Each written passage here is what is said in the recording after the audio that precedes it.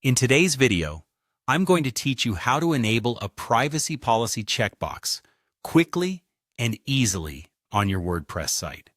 We know how important it is to comply with privacy regulations and enhance user trust, so let's get started and ensure your site is up to standard.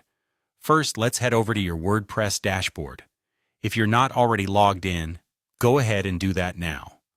Once there, find the section labeled Pages on the left-hand side of your screen. This is where all your site's page management happens.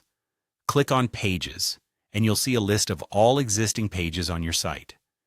Now we want to create a new page specifically for our privacy policy, so go ahead and click on Add Page.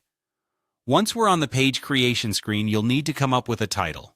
This is where you'll type in Privacy Policy. It's a good practice to keep page titles clear and to the point, ensuring that visitors can easily find what they're looking for. After you've titled the page, look to the top right corner where you'll see the Publish button. Clicking this will make the page live on your site, so it's ready for the next steps involving our privacy policy checkbox setup. Now that your privacy policy page is set up, it's time to head back to the dashboard. From here, let's move on to WooCommerce, which handles the e-commerce aspect of your site if you're running an online store. Click on WooCommerce to open its settings. Next, select Settings from the drop-down menu that appears. From there, you'll see a range of settings for configuring your store. Navigate to the Accounts and Privacy tab.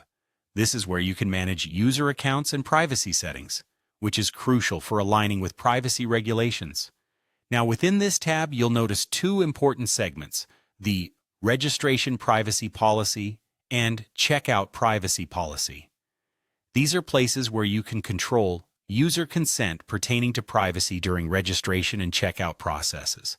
You'll want to enter the appropriate privacy policy text for your checkbox in these sections. Usually, it's something like, "I agree to the privacy policy," along with a suitable link directing users to the actual privacy policy page you just created. Once you've entered the text for both checkbox options, make sure everything looks good and accurate as per your site's privacy guidelines. Finally, don't forget to save all these changes. You'll find the Save Changes button at the bottom of the page.